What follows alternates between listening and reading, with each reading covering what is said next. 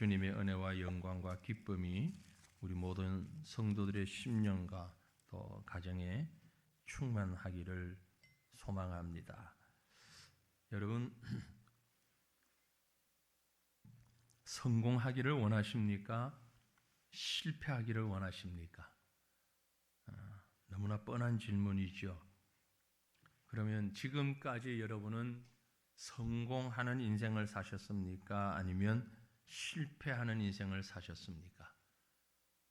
여기서는 이제 답이 갈라지겠죠. 어느 쪽이 더 많습니까? 어느 한쪽만이라고 말씀하기는 또 어려울 겁니다. 지금까지 살아온 시간들 가운데 성공도 있고 실패도 있었을 것입니다. 그러면 성공이 많습니까? 아니면 실패가 많습니까? 머리가 복잡해집니다. 괜히 주일 아침부터 와가지고 마음에 복잡하게, 머리 복잡하게 이런 질문을 드려서 죄송합니다. 그러나 너무 부담 갖지 마시고 말씀 앞에 설 수 있기를 원합니다. 그러면 어떻게 하면 성공할 수 있겠습니까? 어떻게 하는 게 성공입니까? 어떤 글을 보니까 그런 표현을 했어요. 실패는 성공의 핵심적 요소다. 실패는 성공의 어머니다. 그런 얘기 잘 알고 있는데 실패는 성공의 핵심적 요소다. 실패는 위장된 성공이며 성공은 실패의 뒤를 쫓아온다. 성공하고자 한다면 지금보다 더 많이 실패하라. 어떻게 좀 마음이 위안이 되십니까? 실패를 알아야 성공할 수 있다는 겁니다. 실패를 모르는 사람은 성공할 수 없다는 얘기죠.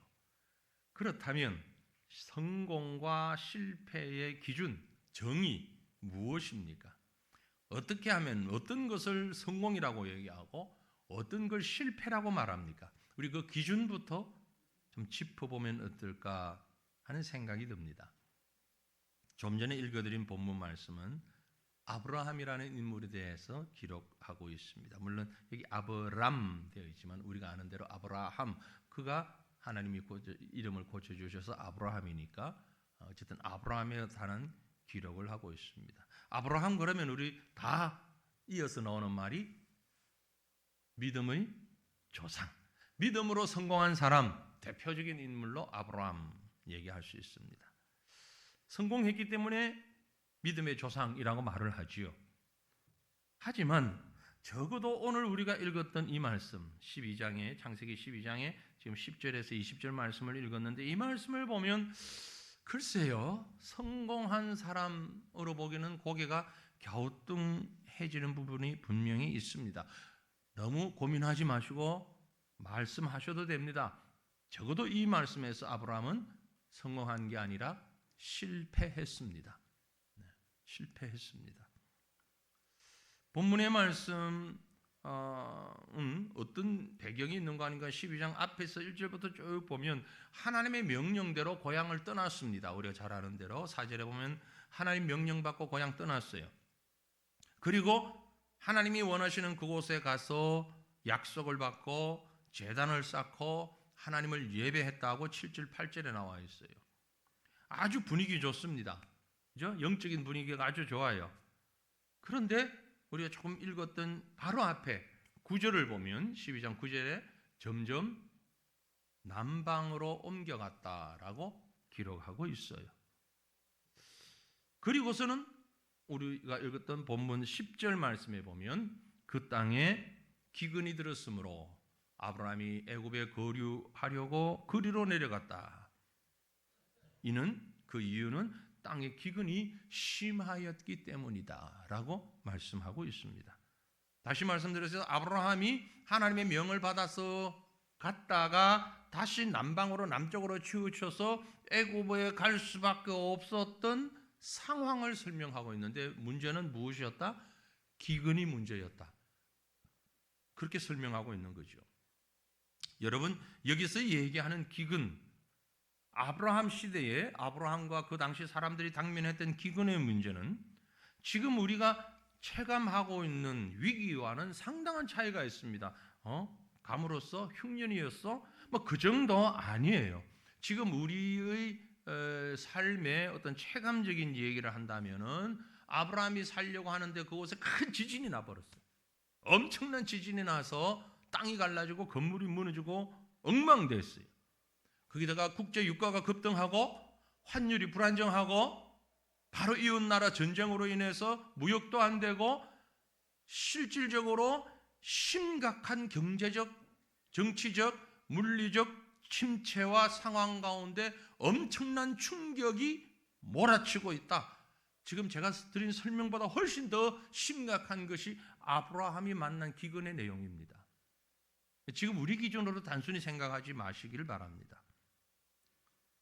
조금 다르게 표현해 볼까요? 어쨌든 하나님 명령 받고 대한민국 땅에서 정치인이 시끄럽든 어쨌든 경제가 불안하든 말았든 한국에 정착하려고 하는데, 그래서 기도하고 말씀 붙잡고 어떻게도 살려고 해보는데 도저히 살 수가 없어서 보따리 싸들고 먹고 살기 힘드니까 보따리 싸들고 미국으로 도망갔다 이 말이에요.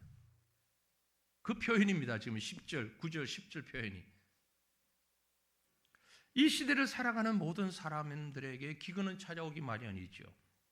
어떤 사람에게는 경제적인 기근, 어떤 사람에게는 신체적인 기근, 질병의 기근, 인간관계의 기근이 찾아오기 마련입니다. 문제는 이런 충격이 왔을 때 믿음으로 사는 우리는 어떻게 할 것인가라는 거죠. 어떤 선택을 할 것인가, 거기에 따라서 성공과 실패가 달려있다는 겁니다. 오늘 보면 아브라함을 보세요. 그는 철저하게 실패했습니다. 망신, 엄청난, 요즘 아이들 말로 독망신이에요. 독스망신. 네? 하나님의 위대한 믿음의 사람이, 이 아브라함이 우리에게 철저한 실패를 보여주고 있습니다. 왜요? 왜 이 모습을 성경은 기록하고 있을까요? 오늘 이 말씀을 읽는 저와 여러분이 이 말씀 보고 동일한 실패하지 말라는 겁니다. 그걸 교훈하고 있는 거죠. 그래서 이 말씀을 읽으면서 우리는 이 교훈과 결단을 가져야 하는 겁니다. 사랑하는 성도들이요, 오늘 저와 여러분이 하나님의 말씀 앞에서 믿음의 성공자가 되시기를 주님 이름으로 축원합니다. 아침에 춥긴 춥군요. 다들 입이 지금 얼얼해서 붙어가지고 다시 한번, 여러분 이 말씀을 읽으면서 믿음의 성공자가 되시기를 축원합니다. 아직 잠이 덜 깨셨습니까? 좀 집중하셔서. 그럼 아브라함을 통해서 우리에게 교훈하시는 것이 뭘까요? 뭘 보면서 실패하지 말라라고 얘기합니까? 그래서 우리는 오늘 거울을 한번 쳐다보기 원합니다. 아브라함을 보며 나를 보면서 왜 실패했는가? 왜 아브라함이, 믿음의 조상인 아브라함이 실패했는가? 목사님 걱정 마시오, 나 장로요, 나 권사요. 아니요, 아브라함이 실패했다니까요. 지금 나 목사요. 천만의 말씀, 아브라함이 실패했어요. 왜 실패했어요?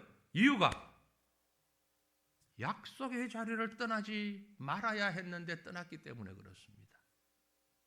약속의 자리, 하나님의 약속의 자리. 좀 전에 봤던 10절 말씀, 본문 10절 말씀을 다시 우리 한 목소리로 같이 읽습니다. 그 땅에 기근이 들었으므로 아브라함이 애굽에 거류하려고 그리로 내려갔으니 이는 그 땅에 기근이 심하였습니다. 애굽에 거류하려고 그리로 내려갔다. 어디로 갔다고요? 애굽에. 왜 애굽에 갔다고요? 지금 있는 땅에는 기근이 심해서, 그 말은 상대적으로 애굽을 보니 기근이라는 상황이 없다는 거죠. 반대말은 풍요가 넘치는 겁니다. 여러분, 우리는 지금 아브라함이 애굽으로 내려간 사실 자체를 너무 지나치게 비난할 자격은 없습니다. 갈 수도 있어요. 왜냐하면 사연이 있어요. 아브라함이 처음부터 그랬던 것 아닙니다. 이 상황을 이해하기 위해서 앞에 언급되었지만 12장의 앞부분을 조금 우리가 볼 필요가 있는데 4절 말씀을 보면 이런 기록이 있어요. 이에 아브라함이 여호와의 말씀을 따라갔고 롯도 그와 함께 갔으며 아브라함이 하란을 떠날 때에 75세였더라. 70이 넘은 노인네가, 물론 오래 살았으니까 그러긴 하지만 노인이에요. 이분이 하란으로 갔는데 무엇을 근거로? 여호와의 말씀을 따라갔습니다. 여호와의 말씀을 따라, 아주 중요한 부분이에요. 아브라함은 하나님의 인도하심을 쫓아서 하나님의 말씀을 붙들고 가나안 땅까지 갔습니다. 그리고 아브라함이 가나안 땅에 들어왔을 때에 다시 한번 하나님이 그에게 말씀하십니다. 7절을 보면, 이어서 뒤에 나오는 7절을 보면, 여호와께서 아브라함에게 나타나 이르시되 내가 이 땅을 네 자손에게 주리라 하신지라. 자기에게 나타나신 여호와께 그가 그곳에서 제단을 쌓았다. 아브라함은 하나님의 말씀 붙잡고 가나안까지 왔습니다. 그곳에 오자마자 하나님이 나타나셔서 하는 말씀이, 이 땅을 너의 자손들에게 내가 주겠다 약속하십니다. 그래서 아브라함은 아멘, 하나님 감사합니다. 그리고 그곳에서 제단을 쌓았다. 하나님을 예배했다라는 얘기입니다. 그렇다면 이제 이 땅에서 어떻습니까? 어떻게 하든지 웬만한, 어떤 어려움이 있든지 그 땅에 머물며 하나님의 약속을 기다리는 것이 당연하지 않습니까? 그게 옳지 않아요. 그런데 기근이라는 어려움이 생겼습니다. 그러니 아브라함은 그 땅에 살기를 포기하고 그만 애굽으로 내려간 겁니다. 이건 단순히 현실에서 도피한 것이 아니라 하나님의 약속을 포기해버린 거예요. 그렇잖아요. 하나님이 분명히 이렇게 인도하셔서 거기에 따라가서 하나님께 제단 쌓고 하나님의 약속 말씀 듣고 아멘 했는데, 현실이 너무너무 힘드니까 그만 애굽으로 가버릴 거예요. 우리가 세상을 살다 보면 이처럼 크고 작은 기근들 닥치기 마련입니다. 갑자기 예상치 못한 문제가 닥칩니다. 질병이 찾아오기도 하고, 교통사고가 생기기도 하고, 자녀가 심각한 위기에 닥칠 수도 있고, 어느 날 그토록 마음 쏟고 충성을 다했던 회사에서부터 본의 아니게 쫓겨나야 되는 상황이 생길 수도 있습니다.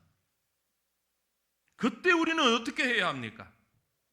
그럴 때 우리는 하나님의 뜻을 묻고 하나님이 뭘 원하시는지를 찾아봐야 하는데, 우리 대부분은 너무 쉽게 현실의 문제를 현실에 근거하여서 판단하고 도피처를 찾아서 도망치는 그런 자세를 가지고 있지는 않습니까?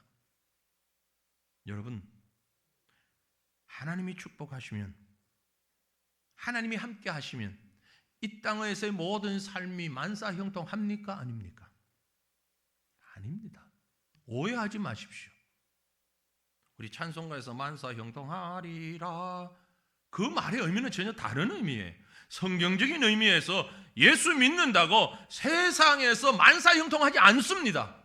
그걸 원하셨다면 여러분, 번지수 잘못 짚으셨습니다. 신앙생활 하는 게 그것 아닙니다. 오히려 예수 믿는다는 것 때문에 핍박받고 욕먹을 수도 있습니다.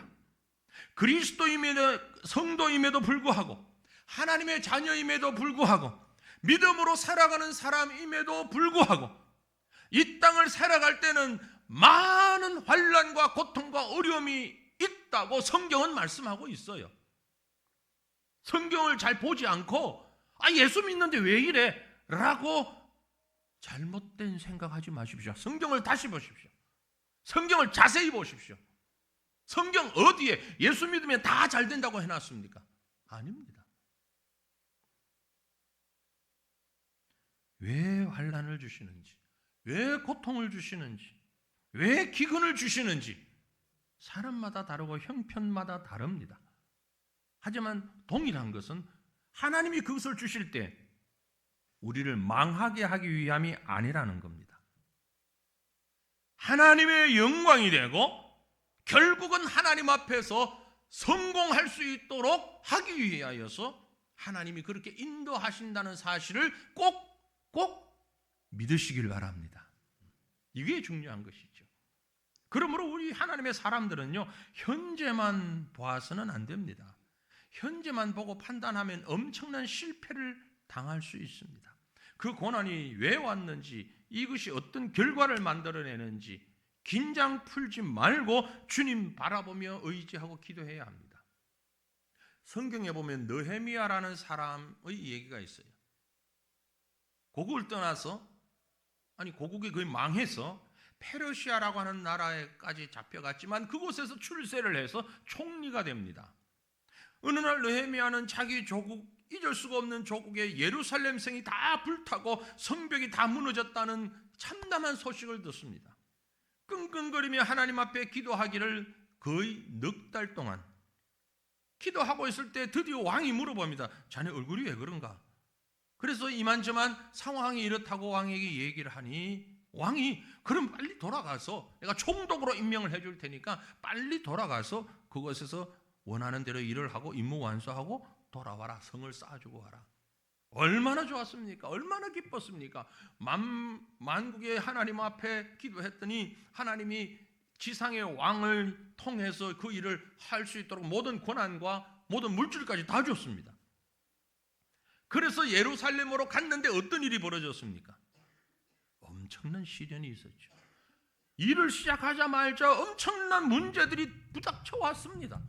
하나님께 기도하고 하나님께 명하신 대로 하나님의 뜻대로 이루어진 줄 알고 갔는데, 하나님의 축복인 줄 알았는데, 일을 시작하자마자 동료, 동족들로부터 엄청난 반대에 부딪히고 큰 장애물을 만납니다. 하지만 기도하는 가운데 그 문제를 하나씩 해결해 나가는 모습을 느헤미야 그 성경을 통해서 볼 수 있습니다. 사랑하는 성도들이요, 우리 삶에 불어닥친 폭풍 후 경제적인 시련, 더구나 지금 정치적으로 혼란한 이 상황들, 여러분은 어떻게 보십니까? 이런 시련 앞에 어떤 반응을 가지고 있습니까? 도피하고 싶습니까? 너무 쉽게 여기 사람 살 곳 못 돼, 직장 옮기듯 삶의 거처도 옮기고 그렇게 생각하고 있지는 않습니까? 혹 지금 그런 문제에, 개인적인 그런 문제에 부딪혀 있는 분은 안 계십니까? 생각하십시오. 너무 쉽게 주님이 주신 것을 포기하고 있지는 않은지, 주님이 인도하신 것을 포기하고 있지 않은지, 너무 쉽게 주님이 주신 직분을, 그 사명을 포기하는 것 아닌지, 내 상황이 이러니까 어쩔 수 없어. 정말 그게 하나님의 뜻일까요? 하나님 앞에 한번 여쭤보십시오. 하나님, 과연 내가 이렇게 하는 것이 하나님의 뜻입니까? 아닙니까? 기도해 보십시오. 그런데 우리는 주님의 뜻을 묻기보단, 하나님의 인도를 구하기보다는 우선 힘들어, 어려워, 불편해, 그것 때문에 축복의 자리에서 옮겨가는 어리석은 자들은 아닙니까? 이게 아브라함의 실수였습니다. 아브라함이 배워야 했던 교훈은요, 약속의 자리, 축복의 땅, 은혜의 자리를 너무 쉽게 옮기지 말아야 한다는 사실이었습니다. 그 자리를 굳게 붙잡고 사수하는 것이 성공이고, 너무 쉽게 그 자리를 떠나는 것이 바로 실패입니다. 믿음의 사람에게 성공은 남다른 게 아닙니다. 믿음의 사람들에게 있어서 성공은 하나님이 주신 약속의 자리에, 축복의 자리를 지키는, 바로 그게 성공입니다. 때에 따라 현실을 피하는 게 큰 성공처럼 보일 수 있지만 그것은 곧 엄청난 실패로 나아가는 길목이라는 사실을 잊지 마시기를 바랍니다. 아브라함이 행한 실패의 또 한 가지는요, 사람들을 두려워했어요. 물론 앞에 말씀드린 약속의 자리를 떠나는 이유가 여기에도 있습니다. 사람들을 두려워했기 때문일 수도 있습니다. 또 떠났기 때문에 또 두려워할 수도 있어요. 일반적으로 사람들은요, 한번 실패하게 되면 두려움이 생깁니다. 그리고 그 두려움은 생겨나는 것만이 아니라 나를 사로잡습니다. 두려움에 사로잡히게 되죠. 그리고 두려움에 사로잡히게 되면 그 다음 단계는 판단력이 마비됩니다. 뭘 해야 할지, 어떻게 해야 될지 모르는 거죠. 그래서 막 흔들립니다. 아무 일도 할 수 없게 돼요. 미국의 역사 가운데 아주 존경받고 인정받는 대통령이 루즈벨트 대통령인데요, 루즈벨트가 취임할 때 미국은 엄청난 경제 공황 상태에 있었다고 합니다. 시리에 빠진 국민들 앞에서 한 루즈벨트 대통령의 취임 연설은 매우 유명합니다. 요지는 이것입니다. 사랑하는 국민 여러분, 우리가 정말 두려워해야 할 것은 두려움 그 자체입니다. 그것뿐입니다. 그 두려움을 빼고서는 우리가 두려워해야 할 것이 아무것도 없습니다. 무슨 말인지 이해가 되십니까? 두려워하는 것, 그게 바로 적이라는 거죠. 성경은 두려워한다라는 단어가 400번이나 기록되어 있어요. 그런데 하나님은 자기 백성을 향하여서 두려워하지 말라고 하십니다. 아브라함에게도 마찬가지입니다. 하나님은 본문의 사건을 경험한 이후에 15장에 보면 다시 한번 아브라함을 이렇게 명하십니다. 이후에 여호와의 말씀이 환상 중에 아브라함에게 임하여 이르시되 아브라함아 두려워하지 말라. 두려워하지 말라. 나는 너의 방패요 너의 지극히 큰 상급이다. 사랑하는 성도들이여, 오늘 주님이 우리에게 말씀하십니다. 하나님의 백성된 너희들이여 두려워하지 말라. 두려워하지 말라. 나는 너의 방패요 너의 큰 상급이다. 우리는 이 말씀 붙잡고 나가야 되는데 이 말씀보다 두려워합니다. 누구를? 사람들을. 본문으로 돌아가 봅니다. 아브라함이 하나님의 인도하심을 받아서 가나안에 갔는데 기근을 만나서 뜨거그리고 애굽으로 도망갑니다. 도망이라는 표현이 조금 잘못됐지 모르지만 아무튼 도망갑니다. 애굽에 도착하자마자 이미 큰 두려움에 쌓였습니다. 왜? 평생 처음 가보는 곳이었어요. 당시 애굽의 문명은 어마어마합니다. 아브라함이 살던 동네에 비하면. 그러니 사람들도 대단해 보입니다. 저 시골에서 와보니까 서울 사람들이 다 깨끗하고 와 서울 사람들 그 이상이에요. 지금 엄청난 사람들 간의 문명적 이질감을 느낍니다. 거대해 보입니다. 그런 거기에다가 갑자기 사람들이 자기를 주목하니까 나를 해치지는 않을까 겁이 났습니다. 겁이 난 첫 번째 이유가 뭐냐면은 부인이 절세 미인이야. 제 눈에만 그런 게 아니고 보면 다른 사람 눈에도 너무너무 이뻐서 결국 아브라함이 아내를 불러다 놓고 제안 아닌 협박 아닌 의논을 합니다. 뭐라고? 여보, 누가 당신에게 나하고 어떤 관계냐 묻거든. 내 누이라고 여동생이라고 그럽시다. 왜?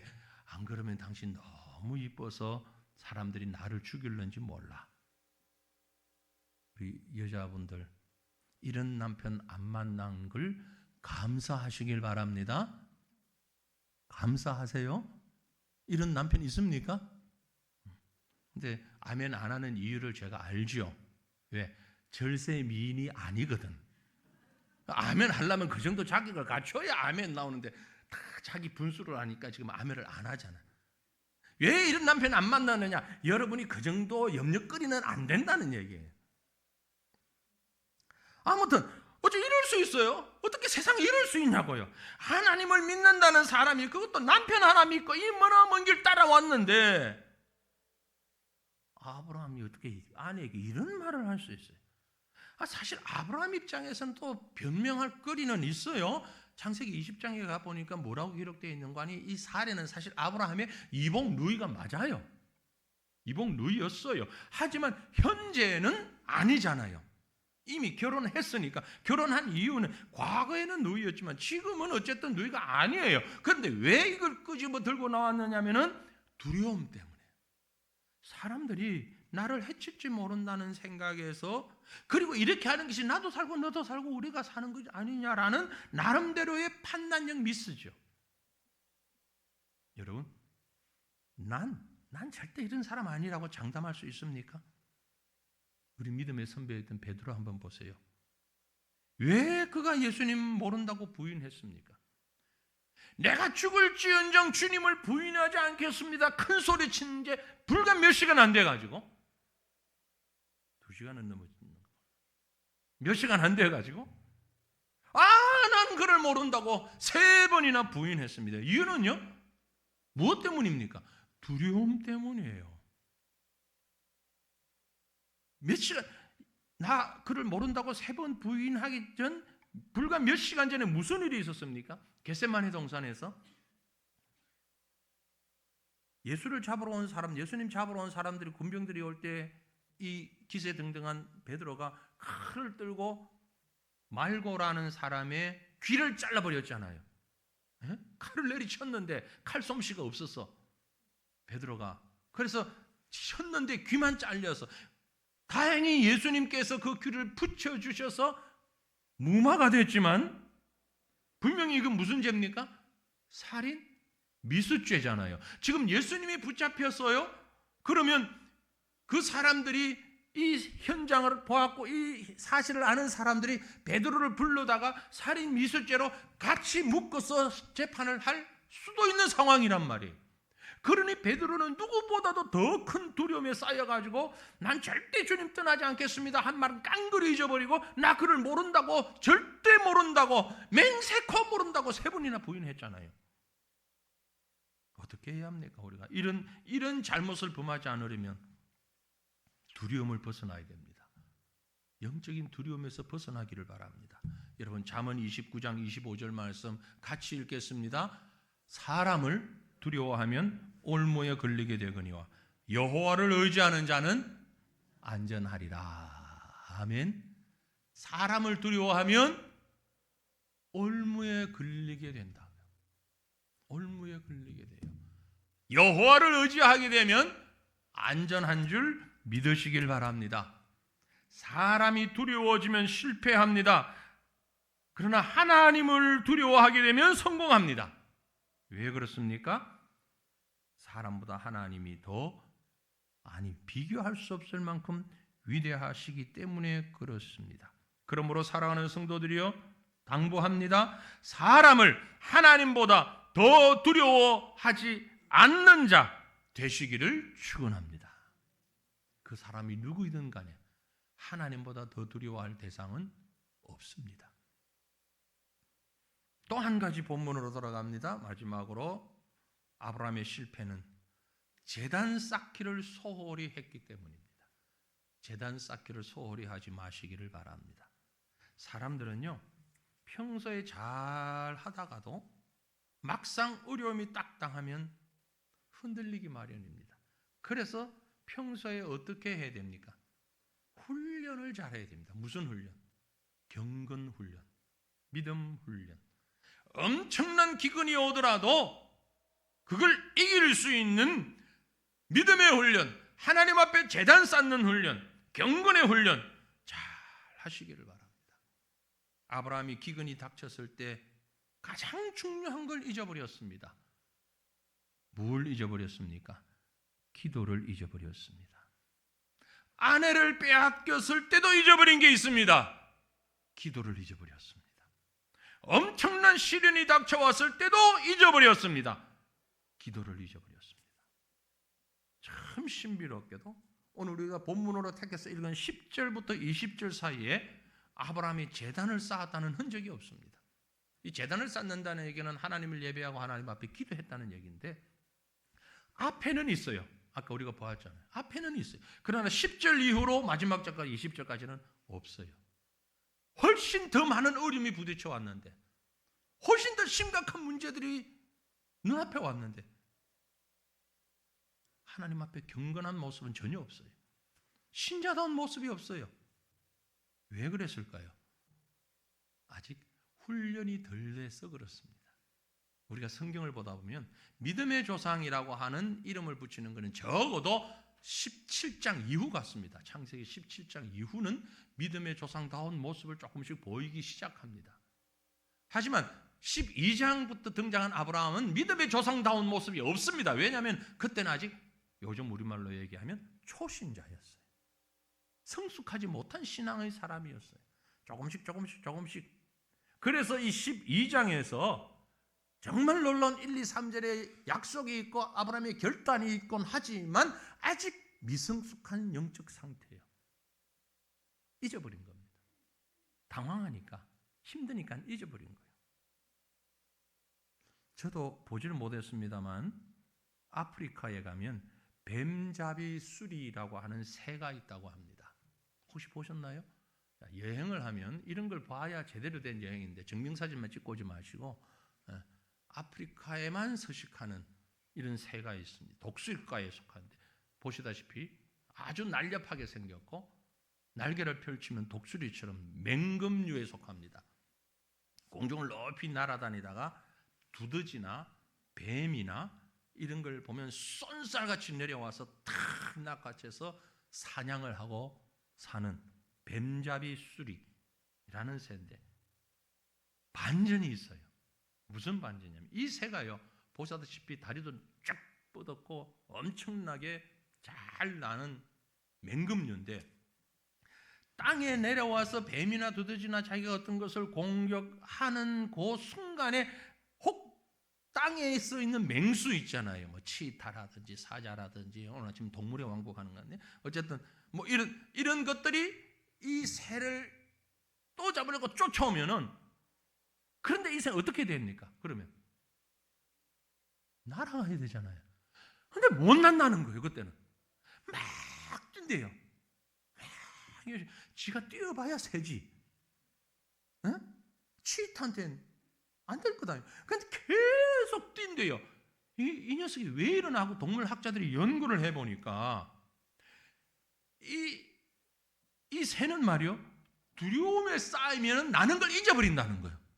내가 잘 날 수 있는 날개를 가졌다는 걸 잊어버리는 거예요. 그래서 다급한 나머지 막 뛰기만 하는 거예요. 바보라고 생각하시죠? 오늘 우리 교회 안에 이런 성도들이 얼마나 많은지 모릅니다. 겉으로 보면 믿음 있는 것처럼 분명히 보이는데 정작 그 믿음을 적용할 상황이 오면 당황하고 휘청거리고 있어요. 하나님이 분명히 믿음의 날개를 주셨음에도 불구하고 어려움 만나면 내가 믿음으로 날 수 있다는 사실을 까맣게 잊어버리는 거예요.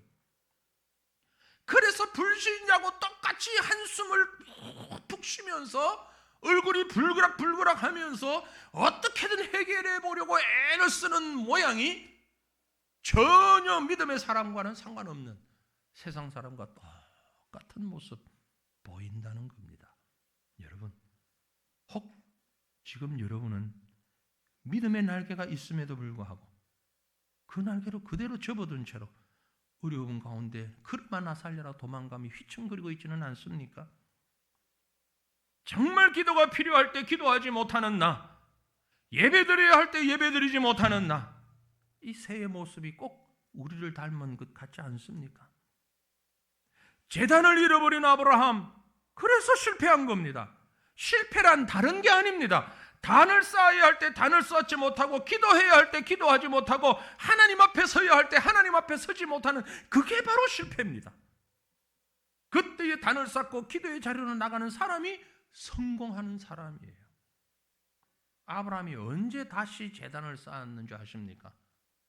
오늘 12장이 끝나고 13장에 들어가서 13장 1절 이후에 보면 아브라함이 애굽에서 그와 그의 아내가 모든 소유와 롯과 함께 네겝으로 올라가니 네겝으로 올라갔어요. 아브라함에게 가축과 은과 금이 풍부하고 그가 네겝에서부터 길을 떠나 베델에 이르며 베델과 아이 사이 곧 전에 장막 쳤던 곳에 이르니 그가 처음으로 제단을 쌓았던 그곳에 와서 비로소 그가 거기서 여호와의 이름을 불렀더라.